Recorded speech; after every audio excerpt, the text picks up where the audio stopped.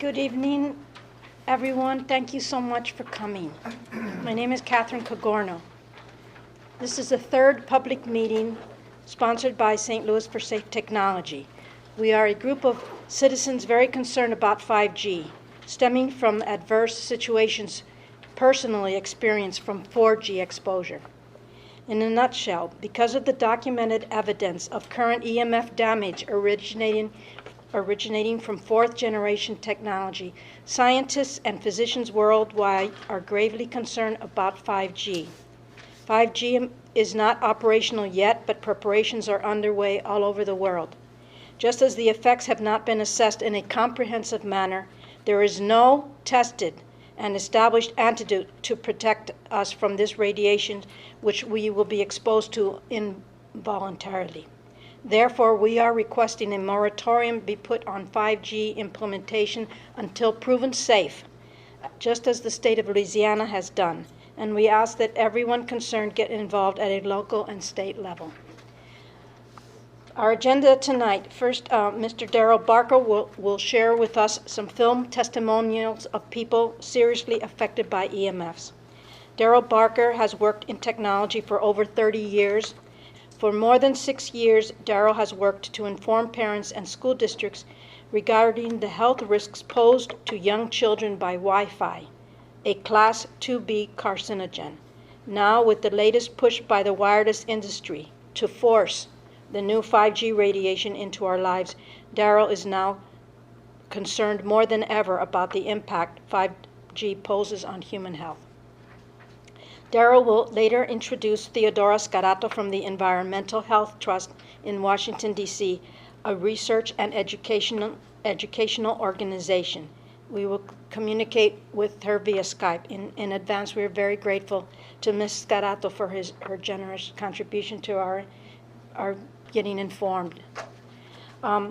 We will afterwards have a Q&A session with her, and then after that, we hope to have a more informal exchange amongst ourselves, questions and answers, and Pat Toko will share some guidelines prepared on how we can protect ourselves from EMF. If you wish to stay in touch with us, please write us at stlforsafetech@mailfence.org. And we also have a Facebook page. Our website and information is on the table. We have flyers we wish you to take. And we also want to thank the Center for sharing this wonderful space for us. Thank you very much again for coming.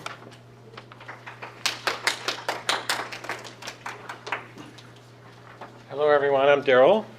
And so thank you for being here. We appreciate your time tonight to listen to this discussion. So we are St. Louis for Safe Technology. We're a citizens group who are concerned, as you know, and this is our third meeting that we've conducted over the past couple of months. So just quickly, our mission statement is to bring to the public timely, accurate, and relevant factual information regarding wireless technology and its impact on the public health, as well as promote solutions aimed at improving home, work, school, and publicly accessible indoor and outdoor environments. And this is everywhere. Wireless is everywhere, as I think most of you know. Inside, outside, it's everywhere. So what is 5G? A lot of people, it's a mystery what 5G really is. Well, 5G is a new telecommunications platform which is being developed and rolled out, and some of it in some cities we already have towers. In fact, in Kirkwood, we have 25 poles already in place. Now, my understanding is that those 5G poles are currently distributing 4G technology. That's regular cell phone data. However, they have not been activated for 5G. So the 5G technology as it exists and how it works is not being felt yet by anyone. So if people think that, well, these people are talking about 5G going into Kirkwood and around, but I don't feel any different, well, I don't believe they've been turned on. And however, they've already installed 25, and they're scattered around Kirkwood, both east and west of Kirkwood Road. So what is 5G? Well, it's a proposed wireless broadcast technology, and it's based on a phased array antenna. And this is important. This technology is different than any other cell phones you're currently using, and the reason why it's different is because it uses possibly hundreds of antennas within a phone and within an antenna, and they are steered to guide a beam of data towards the receiving device, which is your phone, or it could be your refrigerator. The Internet of Things, which is coming along, and this is what the wireless industry is trying to promote and push out, is that the Internet of Things will consist of all your electrical devices in your house are going to communicate with the company that made those devices and send information back to them via 5G communications. And how does that work? Well, the 5G pole and antenna, it directs the beam directly towards your device. It's not a wide kind of spread. So it uses a focused targeted data beam. It is not segmented conical distribution like current 4G works. 4G is currently a kind of a cone that comes out, and when you see cell towers, you'll see like bars, vertical bars, and they're scattered. They go all the way around the tower, and that's because they're segmented. They only radiate in an area that for distribution. However, 5G is different.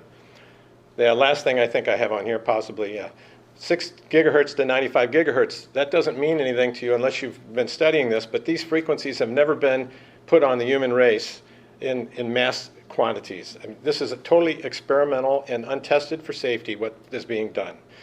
We do know that one of the frequencies within this range is used as a military weapon in a heat device that actually can turn people and make them run away because they feel like their skin is burning, and then they turn the device off and they're supposedly okay.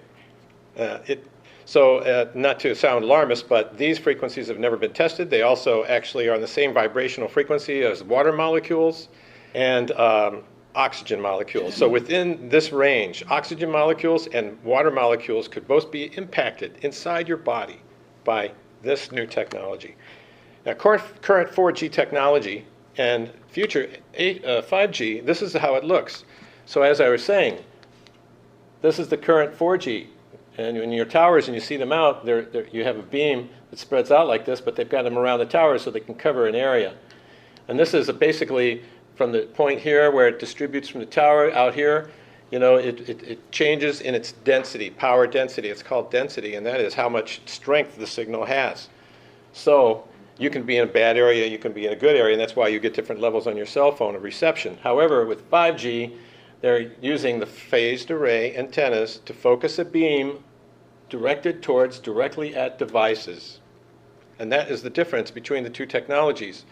Now, the thing that I found alarming was that when I read an article by a man named Arthur Furstenberg, who is he was the author of this 5G Space Appeal, which thousands of people have signed around the world to try to stop the deployment of 5G satellites in space.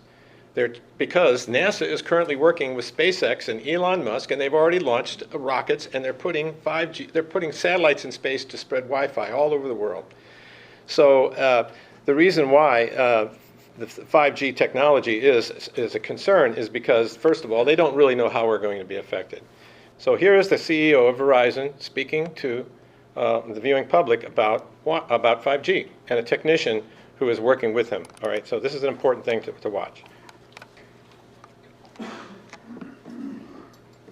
When we went out in these 11 markets, we tested for well over a year. So we could see every part of foliage, every storm that went through. We have now busted the myth that it has to be line of sight. It does not. We've busted the myth that foliage will shut it down. I mean, that was back in the days when a pine needle would stop it.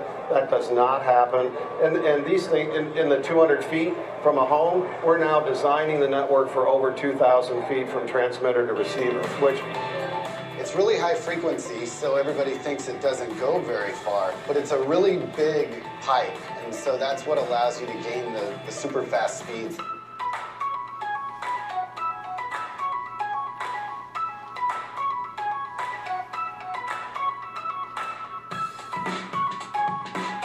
We're here on top of this parking garage. We're 3,000 feet away from our radio node. The cool thing about this is we did not move the radio node. It's pointing down to serve the customers in that area. But here, even 3,000 feet away, we're still getting gig speeds. So we've driven about a third of a mile away from the radio node. It's located over there behind the trees. We're still getting very good speeds, even though we have foliage in between. Okay, so I'll stop this. The reason why this is important is because they're stating that this beam can travel 2,000 to 3,000 feet to a device. That's the Verizon people right there. They're the ones who installed 5G into Kirkwood. Yet, they're working on under the proposal that they need to space, they need to put poles on street corners, perhaps every 200 feet in every neighborhood. And so the issue is that microwaves, and these are millimeter waves, 5G is a millimeter wave, which is a smaller wave, but microwaves thus far have proven to cause cancer and a variety of ill health effects. People are not doing well. And so, in fact, brain cancer, lots of things have happened with people that has already shown us that the 4G, the 3G, the 2G, the previous technologies are harming people. And now they want to put into our neighborhoods and into our homes 5G devices in mass quantity. There's no reason to do it when you can shoot this beam 2,000 feet, unless they are thinking that they can't reach your device for some reason. And I can understand maybe the science behind that, but still, the concern is that we're looking at a harmful technology, and we're going to be saturated with this. Okay, now, what I would like to show you, Magda Havas is a scientist in Canada and a professor, and she's been working overtime as an activist, just like Thea and Deborah Davis at the Environmental Health Institute, the Environmental Health Trust, to try to inform people about what's going on with all this technology. So she used a sample of her own blood and exposed herself to 2.4 gigahertz, which is the Wi-Fi frequency also used in phones. All right, Wi-Fi is what's in all the schools. The schools are saturated with it. It's in your homes. And Magda did this, so she talks about this really quickly. And see if I can again, because Wi-Fi disturbing heart rate variability, it could be a factor in children.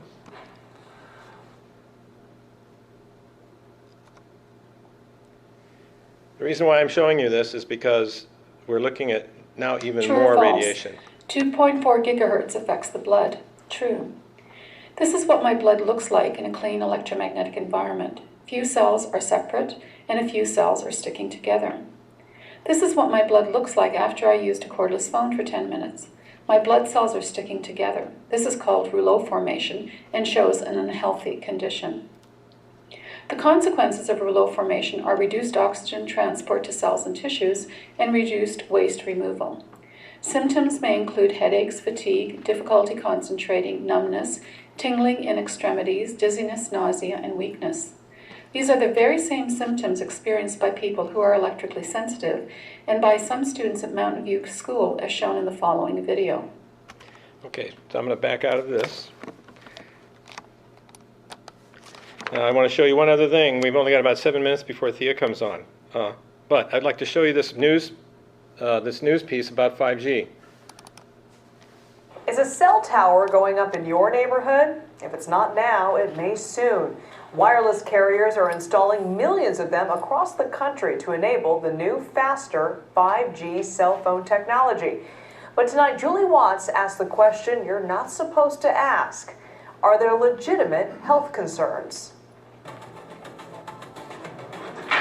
It's keeping John Heastand up at night. This new pole outside his bedroom window where Verizon will soon install a next-generation cell tower, just feet from a school. This would be a big tower pushing out radiation outside of our bedroom window, 24 hours a day, 7 days a week for many years. It's called a small cell or distributed antenna system, similar to this one in San Francisco. The industry says they're safe.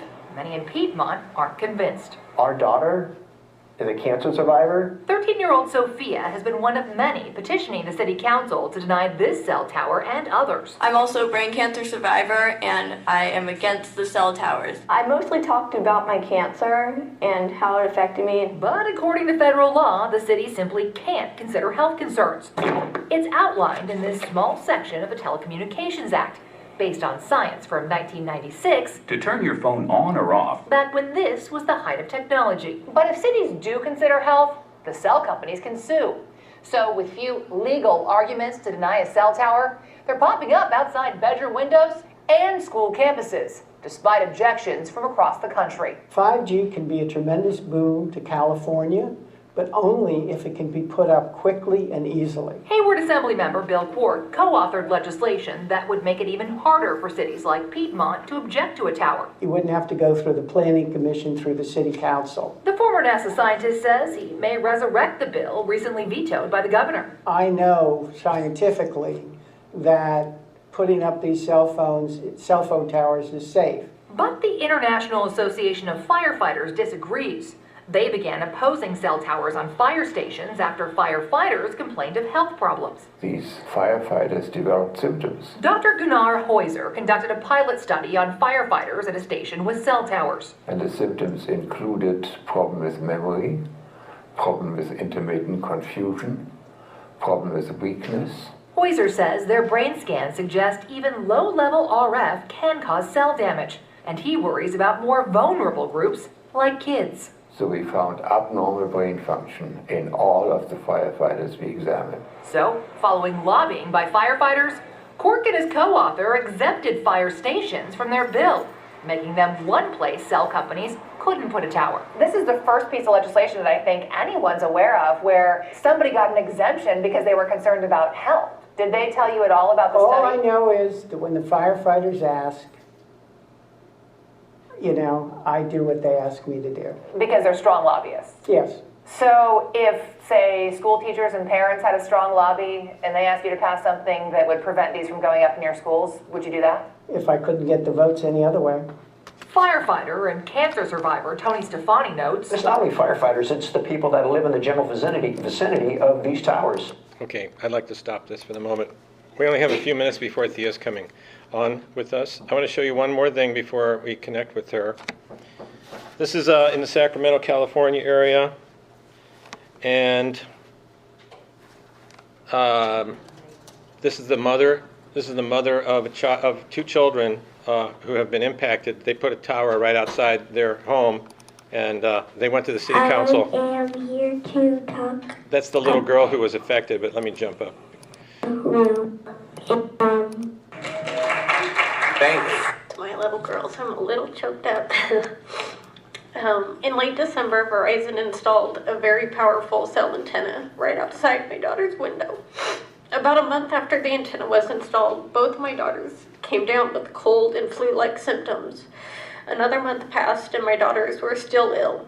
We began to wonder if the recently installed antennas could be affecting their health. My brother Noah, who is the scientist in the family, began researching the safety of cell antennas and the radiation that they emit. He found hundreds of studies and experts warning about the dangers of wireless radiation, including immune system suppression, which I believe my daughters have suffered, and cancer, one of the diseases we all fear the most. He's also found that guidelines designed to protect us from this wireless radiation are based on the outdated assumption that the only biological effect caused by wireless radiation is heating. More recent research, particularly research looking at long-term chronic exposure, like we are being subjected to by this antenna, has just proven this outdated assumption. Every single day we wonder if we are being harmed by Verizon antennas, if our DNA is being changed, if our children will get cancer because of the antenna. It is a terrible way to live, and it has been inflicted upon us against our will. We have put up metal shielding in our home that helps to reduce our exposure, but it is still very high. About a week after we installed the shielding, and 2 months into their illness, my daughter's symptoms went away. To me, this is just more evidence that we have been harmed by Verizon's antenna. We are asking you today to do more to help us get this antenna turned off. Thank you. Okay, so before I go over to Thea, I want to tell you that of all these videos that I wanted to show you, which we don't have time for, include brain cancer victims and their spouses when they passed away. So we have people who have survived brain cancer who are absolutely convinced that cell phone caused the cancer. So in my mind, there is no doubt that wireless radiation over a long period of time, and sometimes a short period of time, but particularly over a long period of time, it can cause adverse health effects, including cancer. So where we are with Verizon, for instance, in Kirkwood right now, I will tell you that Pat Tocco and I visited, Pat is one of the members of our group, we visited Mark Petty at the electrical department of Kirkwood and talked to him at length about what's going on with this. And basically, he told us that our hands are tied, and because of the Telecom Act of 1996, there's nothing we can do about it. and that we are not particularly, I don't know if he ever said that we are overjoyed that this is happening, but they have fully cooperated, and they're installing the poles and providing the power for Verizon. And so, in my mind, as someone who has been knowledgeable and aware of this problem for so long, it annoys me greatly that the city officials will not stand up and say, we need to protect our citizens. Like the mayor or like the governor of Belgium, who basically, when they tried to start emitting 5G there in Europe, she said, you're not going to use my citizens as your guinea pigs. And she said, you're not going to turn this on in this city. Our government currently will not take them on. Now, I understand that they may be afraid of being sued because that is what happened in San Francisco. San Francisco was sued by the cell phone industry, and they have massive amounts of money. And that is what happens. They get engaged into a legal battle, and I can understand why people don't want to take on the FCC or the CTIA, which is the Cellular, Telecommunications, and Internet Association. A rich, wealthy association, and they're abusing their power. So, it's 7 o'clock. I'm going to try to connect with Thea, okay? And she is from the Environmental Health Trust. It's actually originated in Wyoming by Dr. Deborah Davis, but they work out of Washington, D.C. area in Maryland. They are at the forefront of this issue.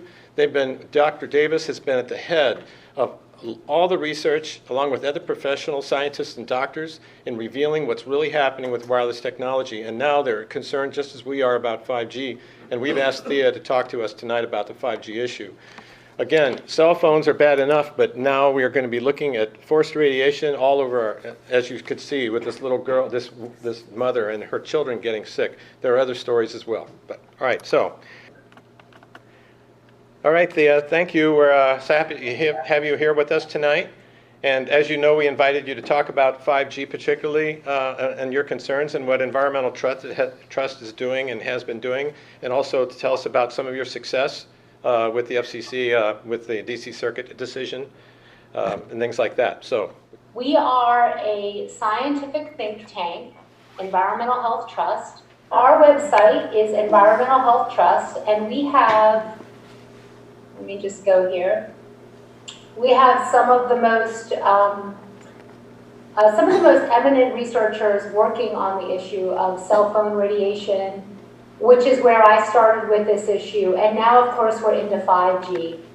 So I'm going to share with you a couple excerpts of our scientists speaking about this issue. They publish research. They give presentations around the world. And if you want to go online and watch, I hope that you will after this talk.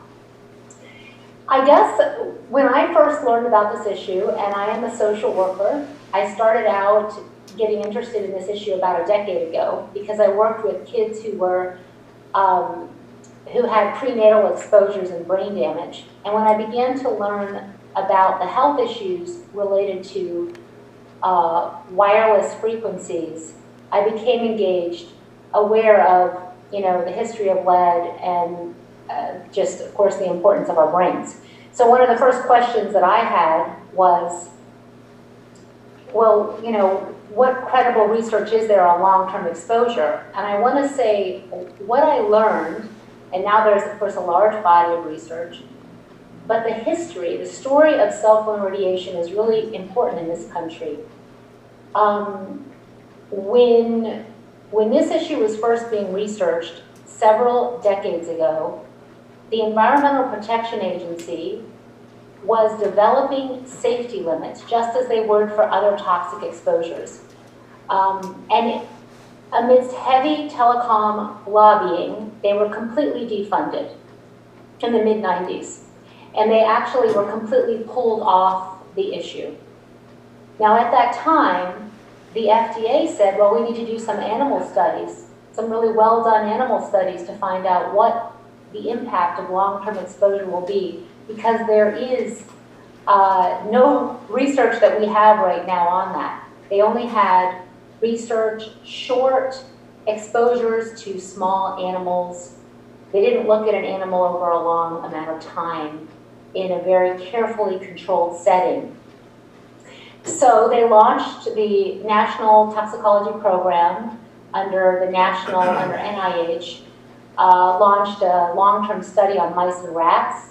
You've probably heard what the findings were. that there was clear evidence of tumors in the hearts of the male rats, and there was brain cancers, considered some evidence of cancer and association. And there's also a recent study that was just published finding DNA damage in both the mice and the rats. There was actually several other significant effects in different groups, but these were the key findings. The lead designer for that study at NIH, a 28-year scientist, senior scientist, Dr. Ronald Melnick, who has since retired, is one of our advisors. And I'm going to play you a clip of him talking about this study. What you find in this issue is that many of the experts who are speaking out are retired or, of course, tenured, because it is very tricky when you speak out on this issue, because there's so much industry money involved. You might hear, well, there's no science, and yet there's so much science, of which I'm going to show you. So this is just an excerpt on the screen of what the NTP has about this study. The clear evidence of cancer. And the important thing about the study is that they were all at levels where nothing should have happened. There should not have been an effect. It was to test if non-heating levels could cause harm. And this is Dr. Melnick. We were at a 5G forum in Michigan a few years ago, sponsored by Senator Colbeck. And he talks all about the study, and I'm just going to play you the end, where he has his final conclusions about what it means about 5G and children. Because of the widespread use of cell phones, even a small increase in risk would have a serious public health impact. And in the meantime, rather than telling people, if you are concerned, this is what you can do, the health agencies need to promote precautionary measures, especially for children and women, because in children, the risks could be greater due to the increased penetration, as well as the sensitivity of the adult brain to tissue-damaging agents. So finally, what is the lesson learned? We should no longer assume that any current or future wireless technology, including 5G, is safe without adequate testing, because to not do so is not ethical. And actually, we have several. I did an interview with him recently that's online, and you can learn all about the study. If there had been no effects in the study, it would have really, it would have supported the conclusion that there is no harm from wireless and, of course, 5G, which is going to use all the frequencies we have now and more. But the fact that there were tumors found in the animals, as well as DNA damage, and the same tumor types as are found in people who use cell phones for long term in published research. And here is an example of a study by Dr. Anthony Miller, who has over 600 publications in environmental health. He's one of our advisors as well. Lloyd Morgan, who's an engineer that works with us. Iris Udasin is actually at Rutgers, and she leads she works with World Trade Center first responders. And this is and Dr. Deborah Davis, who is our president, and has been working on this for over a decade. And what the conclusion of this review of the science is, and this reviews dozens of studies, is that wireless radiation is a human carcinogen. It's no longer just a possible, as the classification was several years ago by the WHO. Now, going back to, I'm sort of going to go between 5G and the current technology we have, because 5G is really an explosion of everything we have now, but so much more. But jumping back to our most vulnerable, our children and babies, because I hear all the time, there's no science. So I'm going to share with you Dr. Hugh Taylor. He's Chief of Obstetrics at Yale Medicine. He both delivers babies, teaches medical students at Yale, and also does research. And he's in the National Academy of Sciences. He has many awards for his research. And what he's going to talk about is his research, when he took mice and exposed them to cell phone radiation. The fetus is perhaps the most vulnerable to these types of insults. When the brain is just forming, we are perhaps in our most vulnerable stage. So this is a study that really looked at only the effect of prenatal exposure to cell phone radiation. What effect does having a cell phone near your baby when you're pregnant have on that baby later on in life when that baby's grown up? We tested these mice when they reached adulthood and looked at the lasting effect of that early prenatal cell phone exposure. The mice who were exposed to cell phones were more hyperactive. They were running around the cage a lot more aggressively. They had poorer memory. They couldn't remember objects in the cage as well as their counterparts who weren't exposed to the cell phone radiation. But they did not have any increased anxiety. Sometimes running around can be a sign of anxiety. It was not that. They were calm and relaxed. So they were running around these cages, bouncing off the walls, not a care in the world. Something that, in our eyes, resembles attention deficit hyperactivity disorder in children. That was the closest model we can think of to the behavioral effects that we saw in mice. When I first saw Hugh Taylor's study, I was thrilled and really deeply concerned because I was aware of research earlier looking at what happens inside the brain. If you look at something called the dentate gyrus, which occurs here, and is quite critical to where brain cells form for thinking and learning, you can see that prenatally exposed rats develop smaller brains with more brain damage.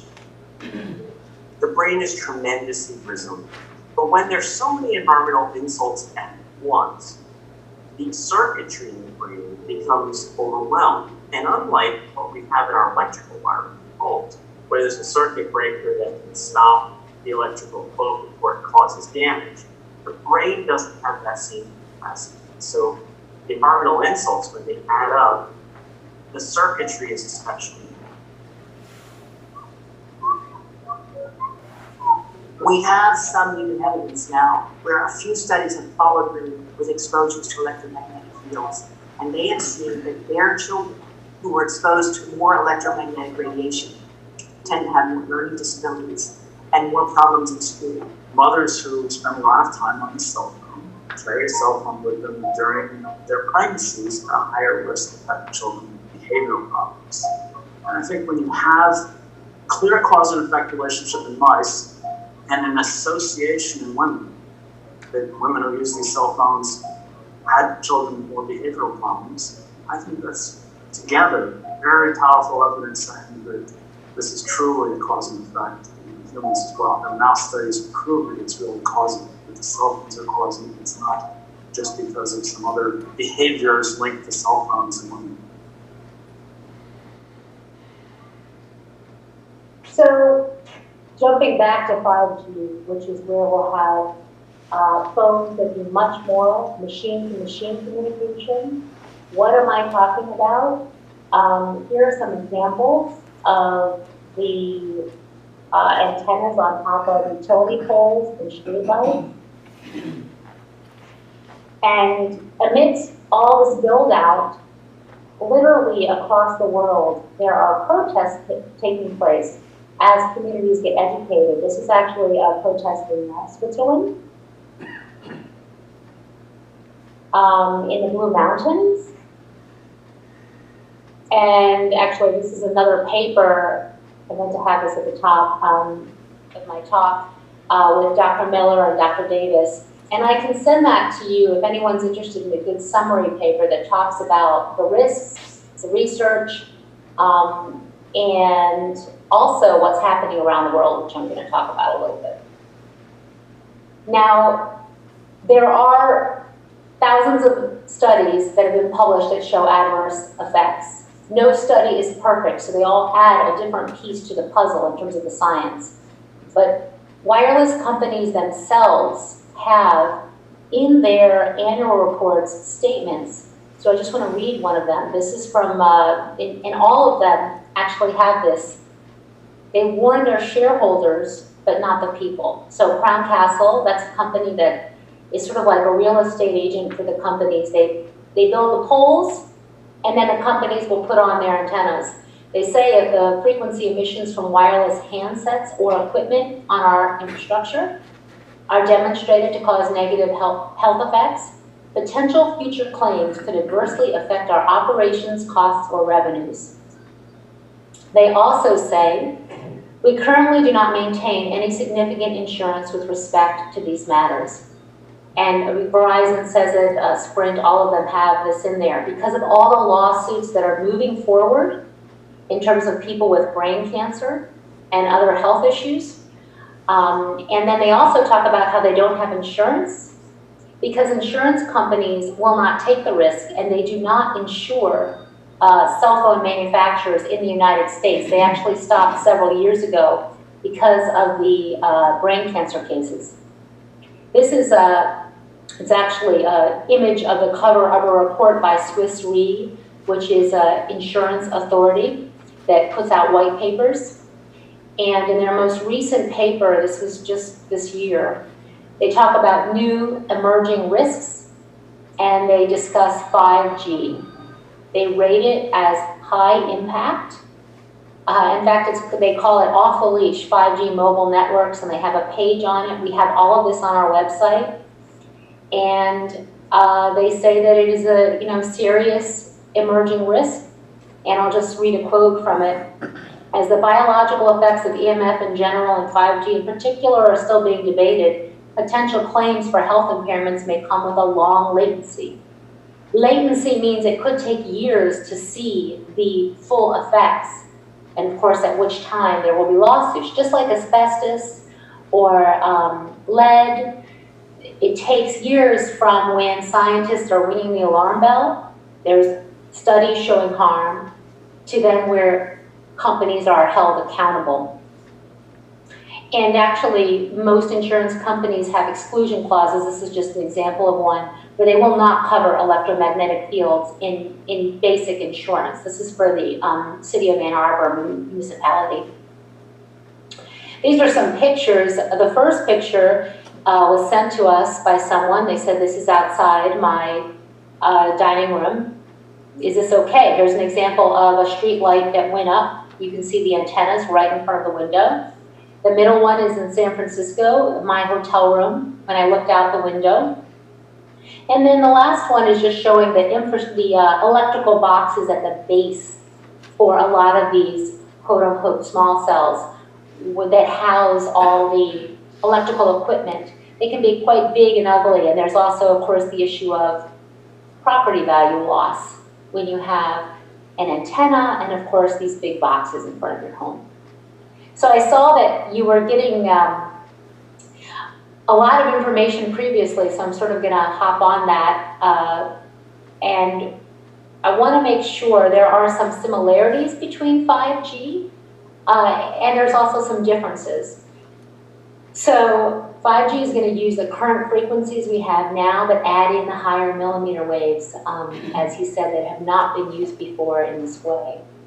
But the other thing to remember is that we're going to be, 4G technology is going to be used in addition to 5G. They're sort of going to go hand in hand. For example, the new phones will go between 4G and 5G depending on the network and what is going to work best for them. So this isn't a replacement technology. This is an additive. We're adding on a new layer of frequencies, a new network onto what we already have.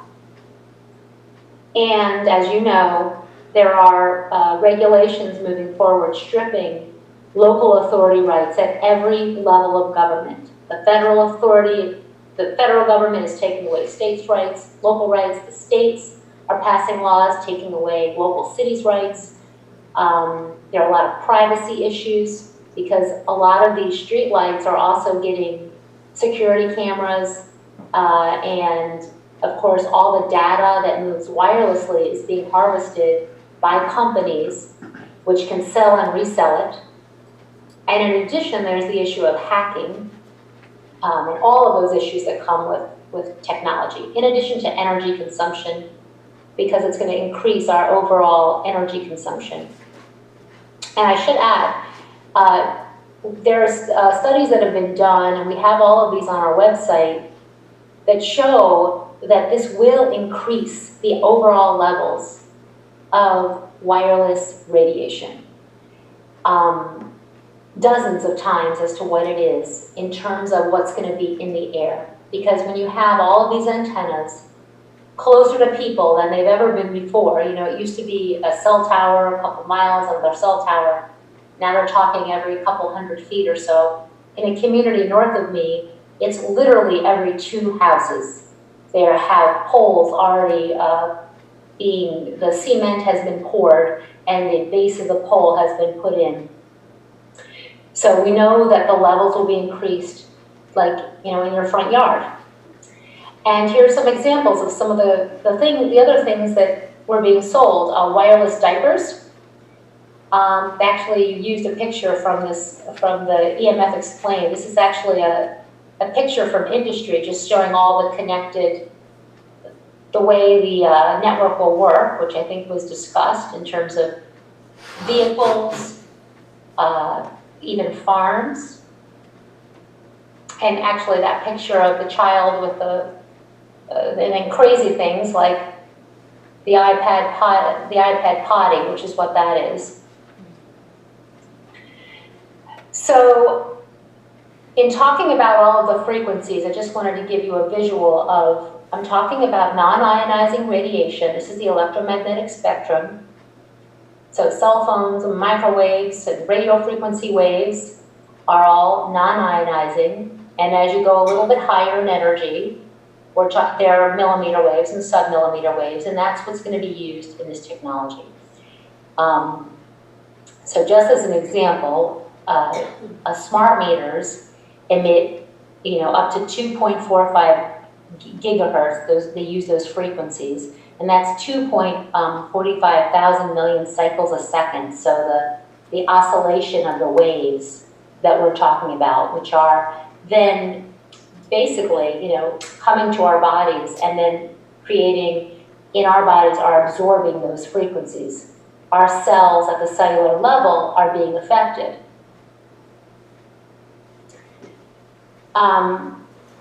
The EMF scientist appeal is one of many appeals. There are now thousands of doctors and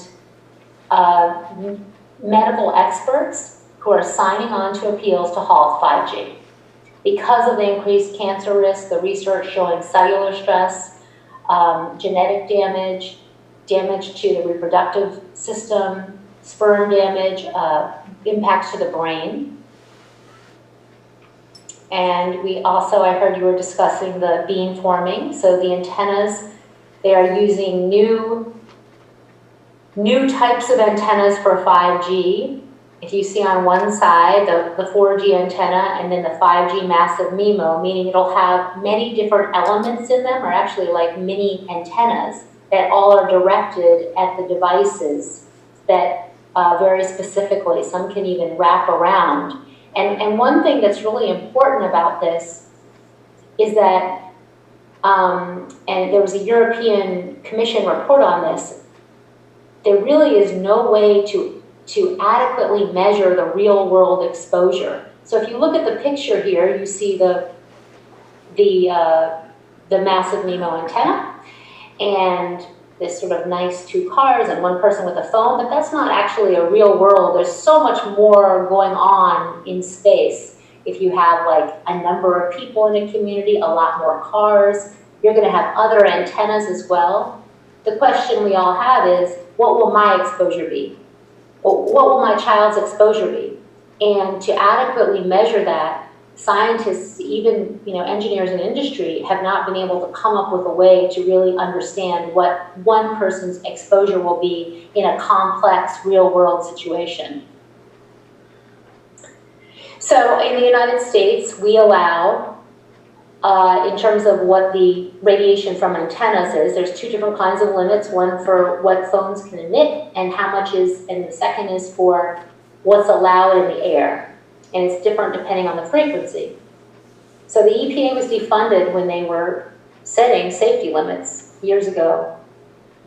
And we allow among the highest, there's actually many countries kind of along our lines, in terms of how much radiation we emit. This is just looking at the 900 megahertz field, electrical field, but you can see there's several other countries that allow less levels of this radiation. Belgium, Italy, Bulgaria, Lithuania, Poland, China, Slovenia, India, which dropped these recently after doing a review.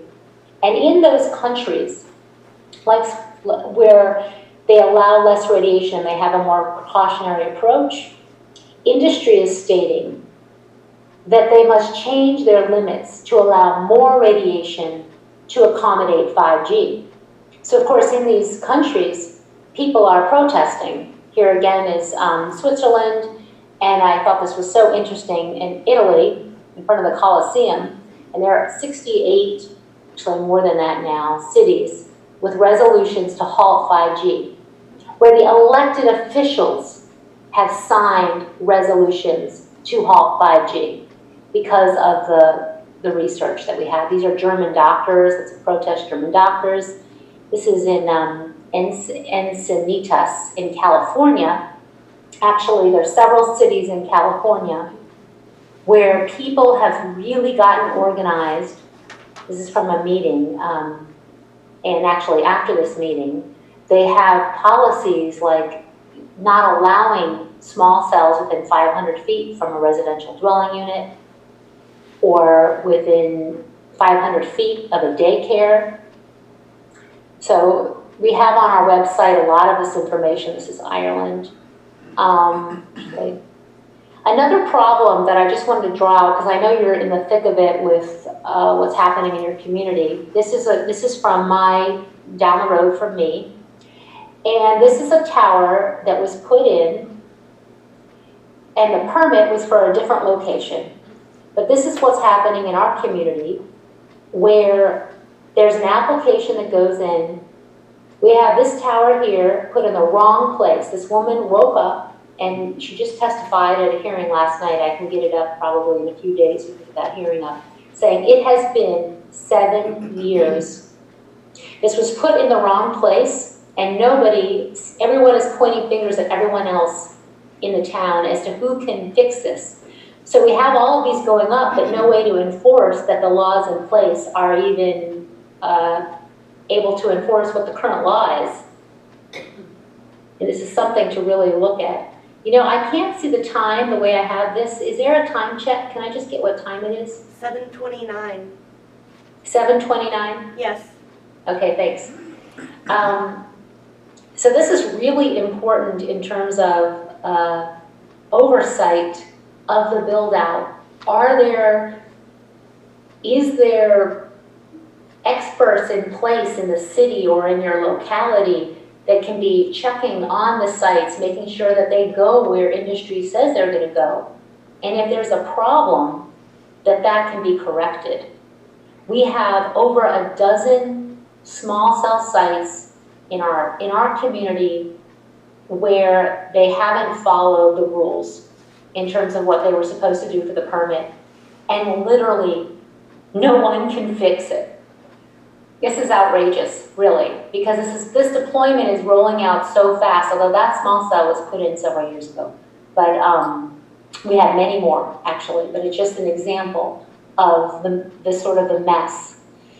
And these are just some examples of other cities I talked about. Encinitas, Los Altos is not allowing small cells in residential areas. Now, for all of these communities, if a company says, well, you're borrowing my service, you can't prohibit service, but the company is going to have to prove that service will be prohibited, and then they would look at making a change and allowing the antennas in. So these are just some examples of cities. I know that we have all of this on our website. Something they did in Tacoma Park near me is ensure that there's radiation testing before antennas go in or as the antenna is going to go in, and that there's regular monitoring of the levels to make sure that there's not an excessive amount of radiation. Because that's another issue. There's no one checking you know, what the level is to ensure that it even meets our FCC limits. And there have been times where there have been violations because there's no oversight. It's not like we have an agency that's going around measuring the radiation to ensure that it's compliant. Our standards for cell phones and for are over 23 years. They're 23 years old at this point for cell phones and for cell antennas. And they're based on an adult male model. They didn't look at long-term impacts. The Department of the Interior wrote a letter stating that the standards by the FCC are based on thermal heating, a criteria 30 years out of date and inapplicable today. This letter was all about impacts to birds, actually, that would be on the communication poles. And actually, the American Academy of Pediatrics has also written our government saying the limits are not protective and they don't reflect the way we use devices today or children. This is just a clip, and we have all of this on our site, from a letter from the EPA confirming that the current limits we have do not account for long-term exposures. And just, I'll read a quote, federal health and safety agencies have not yet, this is a letter from 2002, we haven't changed our limits for 23 years, developed policies concerning possible risks from long-term non-thermal exposures. And that NTP study that I showed you was supposed to be the study that would show there are effects, if there aren't effects, found effects. But at this point, the FDA is saying they reject the findings of the NIH and the NTP. And we're in a very interesting place in this country with that. Children are more vulnerable. They absorb proportionately more radiation in comparison to adults. This is imaging done by, actually we have engineers who we work with in Brazil using supercomputers. This is just showing if a phone is to the head, the rate of absorption into an adult and a child. This is modeling done with computers, a computer program that takes many, many hours. This is published research. Increases in the eyes 2 to 5-fold higher.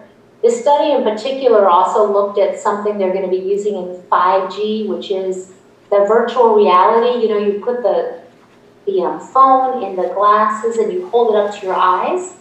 So this is an image looking at the phone to the head. They also have imaging of the virtual reality positions. And that the rate of absorption was up to 30-fold greater in the hippocampus, which is a part of the brain connected to, it deals with memory in the younger models. There is published reports of people, young women, who are developing cancer in their breast, who store the phone in their bra against their body. And in every phone they say that they should not be touching the skin, actually. They say there should be a distance. I'm just going to show you this short clip of Dr. West.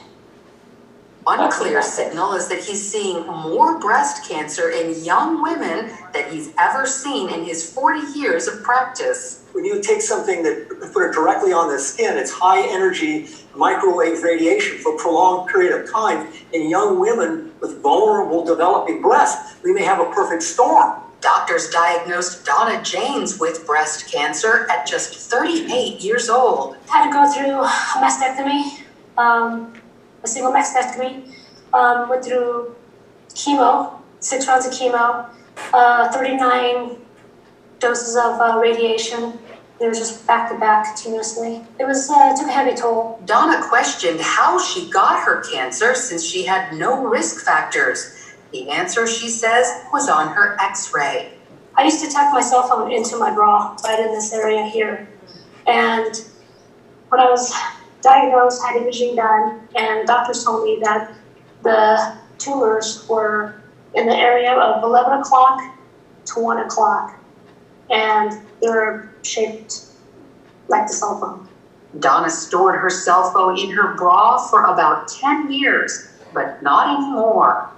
Rachel De Palma shares an almost identical story. I used to wear it over the left side, and I would just tuck it in my bra whenever I would go for hikes and walks with my girlfriends. That went on for about 5 years. I just happened to be putting on a shirt, and I noticed the lump, and I thought, well, that's a little odd. That I don't remember that being there. Stunned by her x-ray, Rachel came to what she calls an obvious conclusion. The area where the cancer was found, the box that the radiologist drew just happened to be the same size as my BlackBerry phone. One clear signal is that he's seeing. And this is imaging. This is actually a European Commission study which was looking at how to, the European Commission was study to look at how do we start to model the absorption into different ages and in different settings, and it looked at all kinds of positions, devices, laptops, and so forth. But this was an image that was in some of their material that I thought was really interesting, because it says what we know, which is that children are more exposed to this radiation. And what you can see with that bright light in the corner is it's called a far field antenna, which is what a cell antenna would be. Far field, meaning away from your body, not a cell phone close to your body or a device close to your body. And the lighter colors are showing the highest rate of absorption into the body, and then it goes from white, yellow, orange, red, purple to blue. And you can see that the majority of the child is yellow in comparison to the other, to the man and the woman. And I think about if there are antennas in front yards with, where our kids play.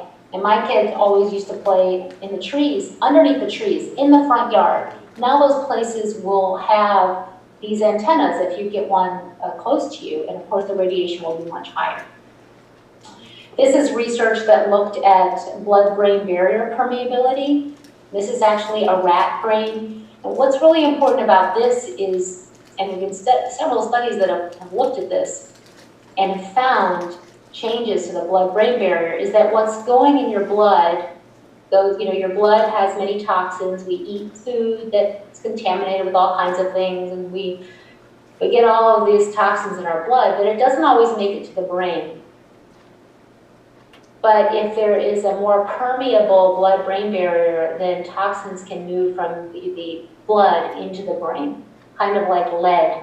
It was a study that looked at kids who had higher lead levels and also higher cell phone calls, and found higher symptoms in those in comparisons to the children that had just one of those.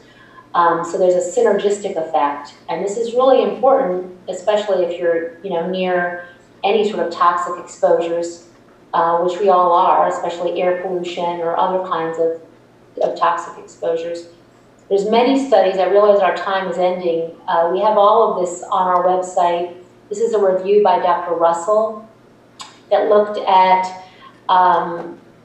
millimeter waves and the research that we already have on that, showing not only everything we talked about, but also impacts to bacteria, which is of course important in terms of antibiotic resistance.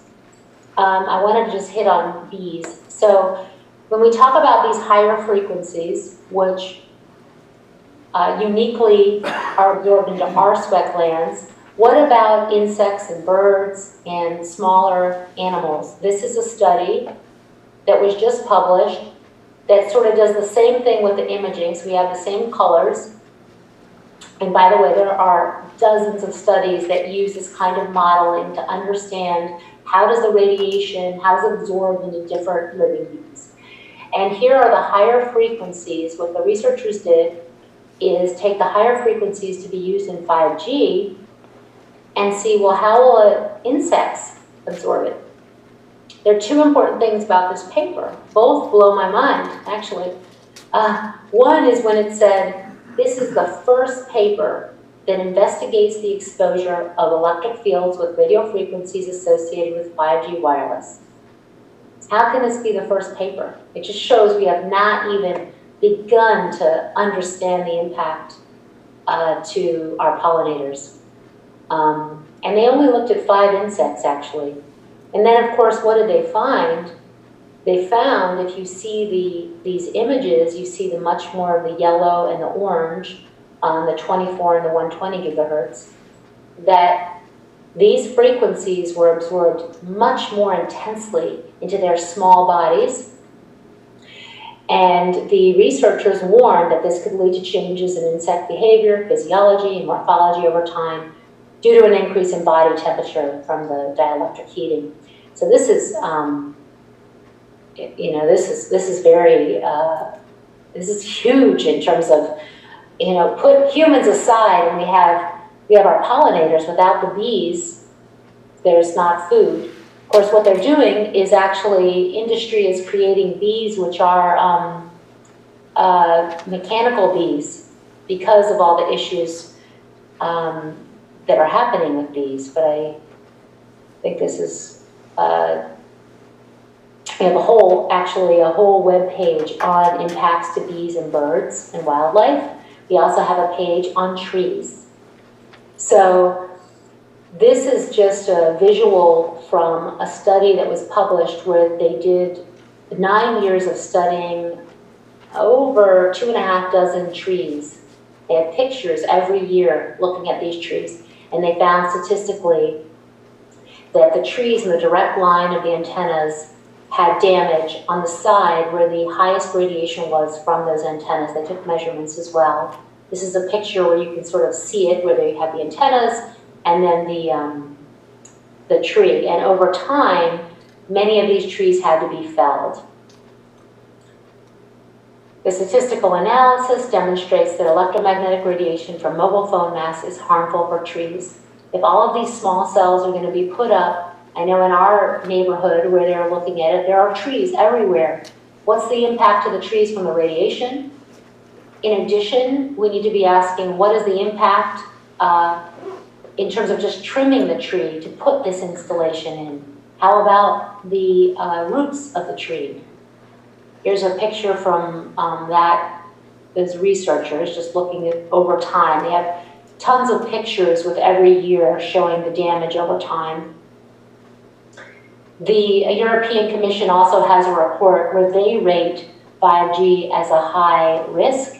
They say the lack of clear evidence to inform the development of exposure guidelines. And what they mean is we have these guidelines, but we don't have, it's not like they extensively research this issue with research that really shows what a safe level is, or you know, the limits that we have were adopted from industry groups, not independent public health scientists or biologists, to set a safe level. So this is a European Commission report that we have on our site. There's many other studies.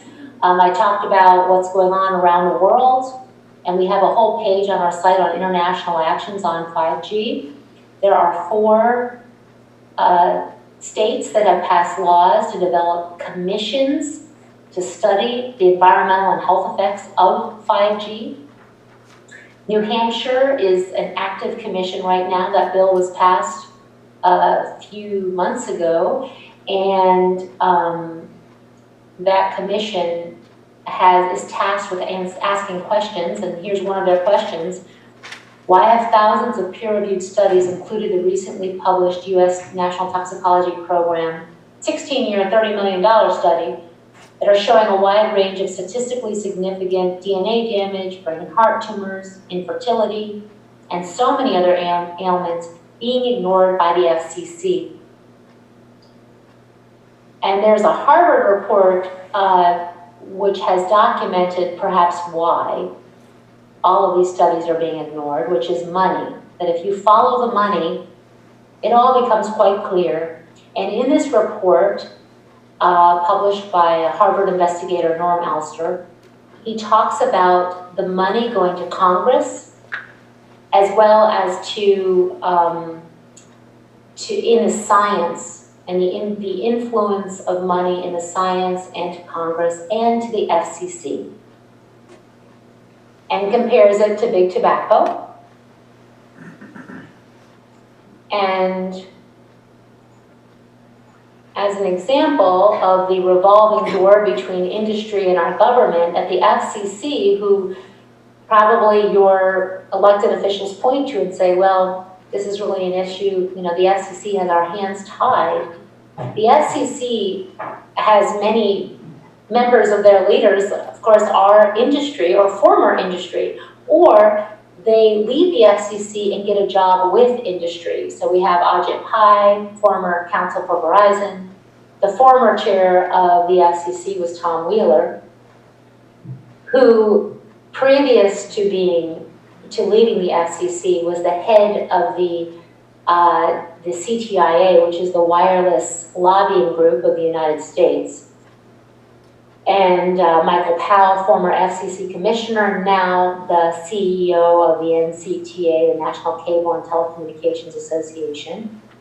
Meredith Baker, who's a former FCC commissioner, is now the head of the CTIA. So we have this revolving door between industry and government. Brendan Carr, who was appointed FCC commissioner, was a former lawyer for the law firm which sued San Francisco when they passed right to know legislation about cell phone radiation. And it just goes on and on. It's actually really incredible. So legally, the FCC is passing all of these regulations, stripping away authority, and there are actually several court cases that have moved forward. Not of all have been decided upon. Most recently, these are actually on this slide, are two. One was the FCC passed law that there didn't have to be an environmental review for these small cells, quote unquote. Small cells is an industry term, because there's nothing small about a small cell, really. But several Indian tribes as well, Native American tribes, as well as Ed Myers, who is one of our scientific advisors, brought a case stating that you can't strip away environmental and historic preservation with these small cells. And actually there was a ruling that just happened a few months ago that actually the FCC cannot bypass the NEPA and historic preservation reviews. So all of the small cells that have been approved need to be looked at with the lens of, should there be more is there going to be an environmental impact? What's the next step with that? The FCC had to vacate that order, which means they can't bypass environmental review. That's very important. There's also a coalition of nearly 100 cities, towns, and counties that are suing the FCC, arguing that FCC lacks the statutory authority to tell them what to do in terms of shot clocks. And that case has been transferred, but there has been no ruling on that I know of yet. And Representative Eshoo actually introduced a bill to bring authority back to localities. Several, I know my time is probably up, so several senators and representatives, there's actually more than this at this point, have written asking for proof of safety, but the FDA has not done any systematic review of the science. And not only that, the FDA doesn't even have authority to address the radiation from the antennas, because there's the phones and the devices, and then there are the radiation in the air from the antennas. And this is an ongoing discussion that's happening. We've sent letters to both the FCC, the FDA, and there's a lot of back and forth going on right now between different agencies. I don't know if there's time to show this, or if you've already seen Senator Blumenthal talking about how we're flying blind on health and safety. I don't know if you had questions or if I should pause. Yeah, we can watch this video, and then we'd like to do a Q&A with you, maybe for 10 minutes or so. How's that? Sure. Everyone? Yeah. So this is at a hearing. Senator Blumenthal, who's one of the senators who is requesting